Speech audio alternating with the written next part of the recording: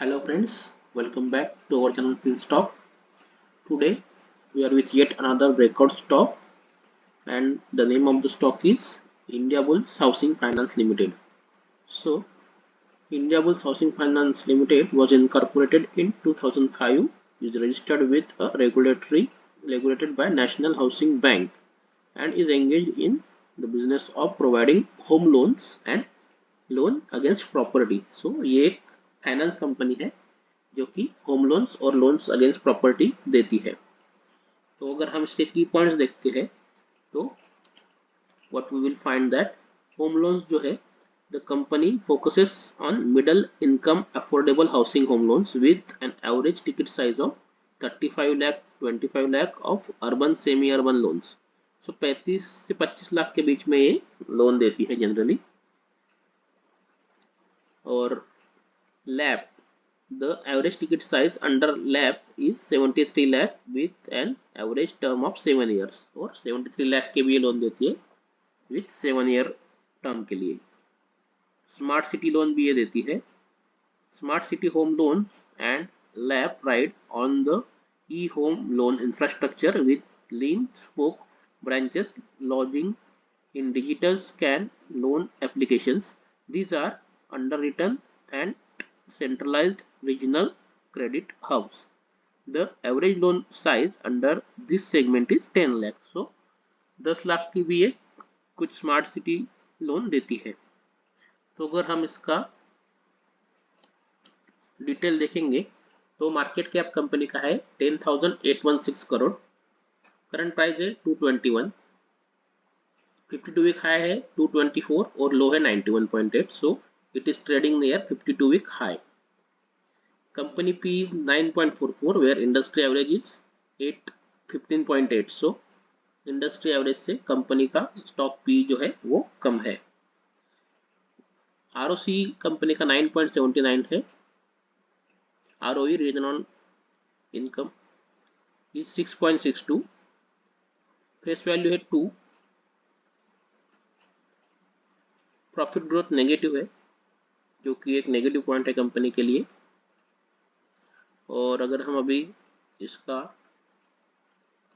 Pros and cons अगर देखते हैं तो company has reduced its debt, जो कंपनी ने अपना कर्जा कम किया है and stock is trading at 0.58 times its book value. So book value से आधा ऑलमोस्ट ये ट्रेड हो रहा है अभी।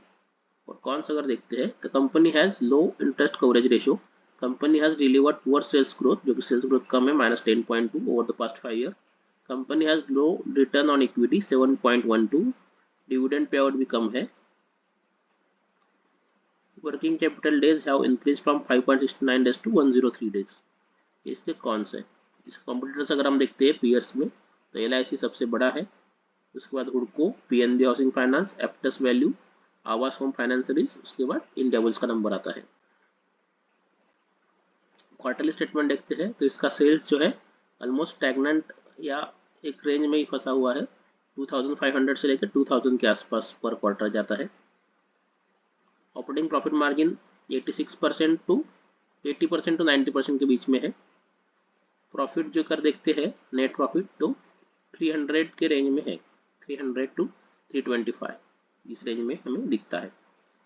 अगर ईयरली स्टेटमेंट देखते हैं तो 2013 से लेके अब तक इसका जो सेल्स है ऑलमोस्ट डबल हो चुका है और जो प्रॉफिट है वो लेकिन रिलेटिवली नहीं बढ़ा है। तो ये थोड़ा सोचने जैसी बात है, कंपनी का सेल्स डबल होने के बाद भी प्रॉफिट नहीं बढ़ रहा है। अगर हम इसका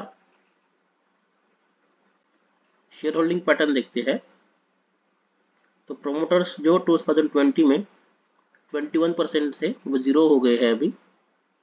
FII 32% थे वो 22 हो गए हैं।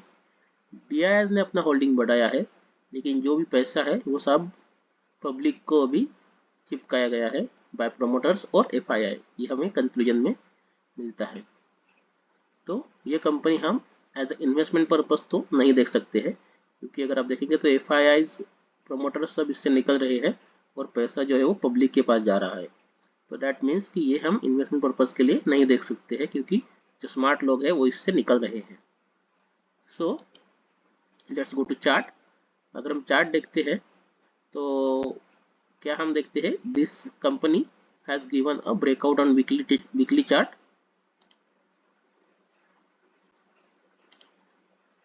एक ब्रेकआउट मिला है अच्छा सा, और वो जो ब्रेकआउट लेवल था वो फरवरी 22 के लेवल के बाद अभी कंपनी ने एक लेवल जो था वो ब्रेक किया है। तो हम इस कंपनी को एज ए इन्वेस्टमेंट पर्पज तो नहीं देख सकते, लेकिन एज अ ट्रेडिंग हम उसे देख सकते हैं, एक छोटा स्टॉप लॉस और एक अच्छे टारगेट के लिए। अगर हम अभी देखते हैं तो ये जो लेटेस्ट स्विंग दिखेगा आपको, एक ये ऐसा ऊपर नीचे आया और फिर से ऊपर जो ब्रेकआउट दिया है, तो इसके नीचे हम अपना स्टॉप लॉस अभी फिलहाल रख सकते हैं। और टारगेट जो है, ये लेवल जो हमारा मिला है फर्स्ट जो यहाँ पे रेजिस्टेंस लिया था, ये लेवल के लिए हम टारगेट देख सकते हैं। तो इसके हिसाब से अगर रिस्क टू रिवार्ड हम देखते हैं तो हमें मिलेगा, दिस इज अवर टारगेट अब 28% against the reward of almost 40%, 1:2 का हमें रिस्क टू रिवार्ड इसमें मिल सकता है। तो अगर कोई थोड़ा ट्रेडिंग के पर्पज से इसे देखना चाहता है तो विथ स्ट्रिक्ट स्टॉप लॉस इसे कंसिडर कर सकते हैं।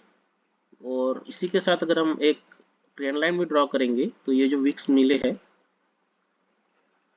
यहाँ से अगर हम ये सब ट्रेंड लाइन ड्रॉ करते हैं तो what we can find is कि ये ट्रेंड लाइन को रेजिस्टेंस लेके इसका भी ब्रेकआउट स्टॉक ने दिया है 3 वीक पहले, जो कि एक अच्छी बात है। तो it is not investment purpose, it is just for trading with strict stop loss, हम इसे कंसिडर कर सकते हैं। इसी के साथ अगर हम इसको डेली चार्ट में भी देखते हैं तो what we can find is, जब ये स्टॉक इस रेंज में था या नीचे आ रहा था तो वॉल्यूम कम था, और जैसे अभी ऊपर जाने लगा तो वॉल्यूम फिर से बढ़ने लगा। दैट मीन्स इसमें एक बाइंग आ रहा है। उसी के साथ यहाँ पे 60 RSI पे सपोर्ट लेके स्टॉक ऊपर जा रहा है। तो ये हम एक बुलिश इंडिकेटर कंसिडर करके इसके हिसाब से एक स्टॉप लॉस देके छोटा एक अच्छा सा प्रॉफिट निकालने के लिए देख सकते हैं। तो अभी के लिए इतना ही बस फ्रेंड्स, चैनल को लाइक कीजिए, शेयर कीजिए और सब्सक्राइब कीजिए। Thank you.